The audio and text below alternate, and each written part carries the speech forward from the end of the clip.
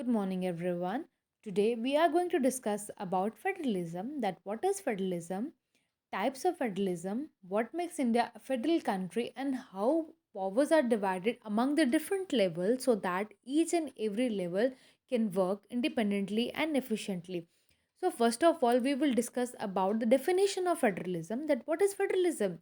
Federalism is a system of government in which the same territory is controlled by two levels of government.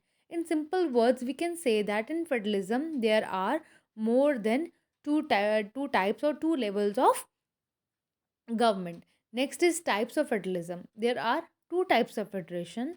The first one is coming together federation, and the second one is holding together federation. So first of all, we will discuss about coming together federation, and then we will discuss about holding together federation. So the first one is coming together federation.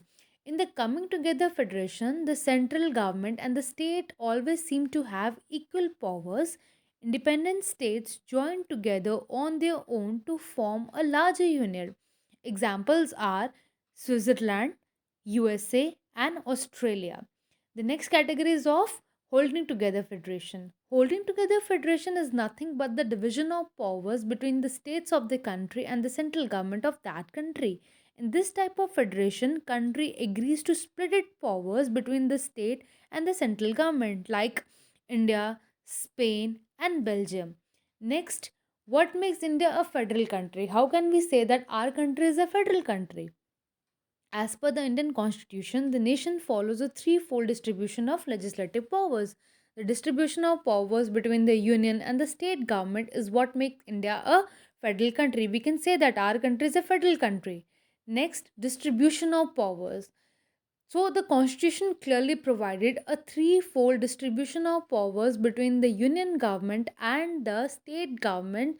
Basically, powers are divided among the different levels so that each and every level can work independently on their own. And it consists of three lists. The three lists are union list, state list, and concurrent list. Indian Constitution mentioned three lists, that is union list, state list, and concurrent list, and it specifies the division of power between union and state. So first of all, we will discuss about union list. It includes subjects of national importance such as defense of the country, foreign affairs, banking, communication, and currency. And they are included in this list because across the country we need uniform policy on these matters. That is why they are included in this list. Second one is of state list. It contains subjects of state and local importance such as police, trade, commerce, agriculture, and irrigation.